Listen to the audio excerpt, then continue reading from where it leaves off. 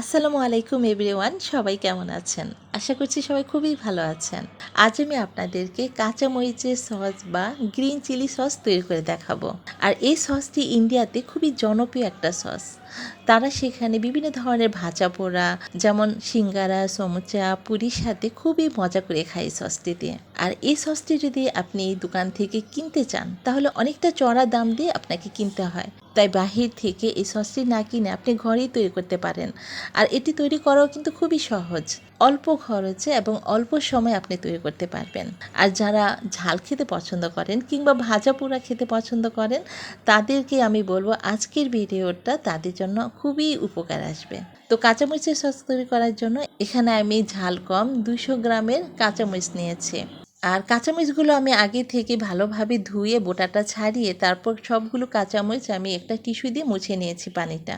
এখন আমি এই কাঁচামরিচগুলো একটা ছুরি দিয়ে ছোট ছোট করে কেটে নেব। আর এভাবে কেটে নিলে এতে করে আপনার ব্লেন্ড করতে খুবই সহজ হবে। আর সমস্ত কাঁচামরিচগুলো দেখুন কাটা হয়ে গেছে। এখন একটি ব্লেন্ডার জারে আমি দিয়ে দিচ্ছি কাঁচামরিচগুলো। আর সাথে দিচ্ছি আমি এখানে একটা আস্ত রসুন, আর রসুনটার খোসা ছাড়িয়ে আমি কোয়া কোয়া করে নিয়েছি। আর এখানে 1 ইঞ্চি সাইজের আমি আদা নিয়েছি, আদাটা খোসা ছাড়িয়ে পাতলা করে স্লাইস করে কেটে নিয়েছি। আর দিয়েছি এখানে হাফ চা চামচের মতো লবণ, এবং আরও দিয়েছি এখানে হাফ কাপ পরিমাণ ভিনেগার, মানে সিরকা। আমি এখানে হোয়াইট ভিনেগারটা দিয়েছি। আর এই ভিনেগারটি দেওয়ার ফলে সসটির স্বাদটা টক হবে এবং অনেক দিন পর্যন্ত সংরক্ষণ করা যাবে, কোনো রকম নষ্ট হবে না। আর এখানে আমি কোনো রকম পানি ব্যবহার করব না, সসটিতে এই ভিনেগারটা দিয়ে আমি ব্লেন্ড করে নেব। খুব মিহিভাবে এই ব্লেন্ডটা করে নেব। ব্লেন্ড করার পর এখন একটি ছাঁকনির সাহায্যে ভালোভাবে ছেঁকে নেব।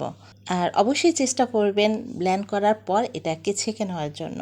অনেক সময় দেখা যায় যে আদার কিছু আঁশ থাকে এবং কাঁচামরিচের খোসা, এগুলো কিন্তু এর মধ্যে থেকে যাবে। আর সেটা ছাঁকলে দেখবেন যে উপরে অবশিষ্ট হিসেবে থেকে যায়। এই যে দেখুন, ছাকার পর কিন্তু আদার আঁশ এবং কাঁচামরিচের কিছু খোসা সেগুলো কিন্তু রয়ে গেছে। এগুলো এখন ফেলে দেব। এগুলো যদি থাকতো তাহলে কিন্তু সেটা খেতেও ভালো লাগতো না, দেখতেও ভালো লাগতো না।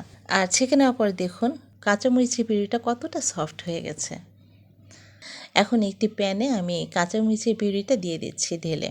আর চুলার আঁচটা লোতে রেখে এখন এটাকে আমি কিছুক্ষণ জাল দিয়ে নেব। আর সাথে আমি এখানে 2 চা চামচ চিনি দিয়ে দিচ্ছি। এটা আসলে ঝালটাকে একটু ব্যালেন্স করার জন্য, খুব একটা কিন্তু মিষ্টি হবে না। সসটা কিন্তু টক ঝালঝালি হবে। আর কিছুক্ষণ জাল দেওয়ার পর দেখুন কালারটাও কিন্তু অনেকটা চেঞ্জ হয়ে এসেছে। আপনারা চাইলে এখানে ফুড কালার ব্যবহার করতে পারেন, গ্রিন ফুড কালারটা দেখা সৌন্দর্যের জন্য। তবে আমি এখানে কোনো রকম ফুড কালার ব্যবহার করব না। আসলে একটা পারফেক্ট গ্রিন চিলি সসের কালারটা ঠিক এমনই হবে। বাসায় যেহেতু তৈরি করব, আমি স্বাস্থ্যকরভাবেই তৈরি করব সসটা। আর দেখুন সসটার মধ্যে কিছু পরিমাণ পানি পানি মনে হচ্ছে। আমি সসের মতো করার জন্য এখানে আমি কর্নফ্লাওয়ার দিয়ে দিয়েছি হাফ কাপ পরিমাণ। আর এই কর্নফ্লাওয়ারটা আমি হাফ কাপ নর্মাল পানিতে 1 চা চামচ কর্নফ্লাওয়ার গুলিয়ে নিয়েছি ভালোভাবে। আর এটা দেওয়ার সাথে সাথে অনবরত নাড়াচাড়া করতে হবে। আপনি যদি না নাড়াচাড়া করেন তাহলে দেখবেন যে এটা লেগে যাবে কিংবা পুড়ে যাবে। তাই এখানে বেশি না, আপনি 2-3 মিনিট পর্যন্ত এইভাবে অনবরত নেড়ে চেড়ে ভালোভাবে জাল দিতে হবে। তাহলেই দেখবেন যে কিছুক্ষণের মধ্যে একদম সসের মতো একটা ঘন হয়ে আসবে, পানি পানিটা আর থাকবে না। আর দেখুন কি সুন্দর হয়ে গেছে, এখন একদম সসের মতো দেখাচ্ছে। এখন চুলাটা অফ করে আমি আলাদা একটি পাত্রে ঢেলে নেব। আর এর চাইতে কিন্তু বেশি ঘন করা যাবে না, ঠান্ডা হওয়ার পর সসটি কিন্তু আরেকটু ঘন হয়ে যাবে।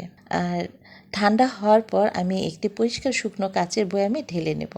আপনারা চাইলে কাচের বা প্লাস্টিকের যে কোনো বোতলেও ঢেলে নিতে পারেন। আর এই সসটিতে আমি যেহেতু ভিনেগার ব্যবহার করেছি, তাই এটি আপনি রুম টেম্পারেচারে রেখেও 2 থেকে 3 মাস পর্যন্ত আপনি অনায়াসে খেতে পারবেন, কোনো রকম নষ্ট হবে না। আর যদি এর চাইতে আপনি বেশি সময় রাখতে চান তাহলে অবশ্যই নর্মাল ফ্রিজে রাখতে হবে। আর কাঁচামরিচের দামটাও কিন্তু এখন অনেকটা হাতে নাগালে আছে, তাই এখন আপনি এই কাঁচামরিচের সসটি তৈরি করে রাখতে পারেন। আর সামনে তো রোজা আসছে, রোজায় তো আমরা বিভিন্ন ধরনের ইফতার আইটেমগুলো ভাজা পোড়ায় তৈরি করে থাকি। আর এই ভাজা পোড়াগুলোও কিন্তু এই সসটা দিয়ে খেতে খুবই ভালো লাগে। আর এটি যে শুধু যে ভাজা পোড়াতে আমরা ব্যবহার করি তা না, এই সসটা আপনি যে কোনো রান্নায় ব্যবহার করতে পারেন। তো আজকের মতো এখানেই আজকে ভিডিওটি শেষ করছি। সবাই ভালো থাকবেন, সুস্থ থাকবেন এবং আমার পরিবারের জন্য সবাই দোয়া করবেন। আল্লাহ হাফিজ।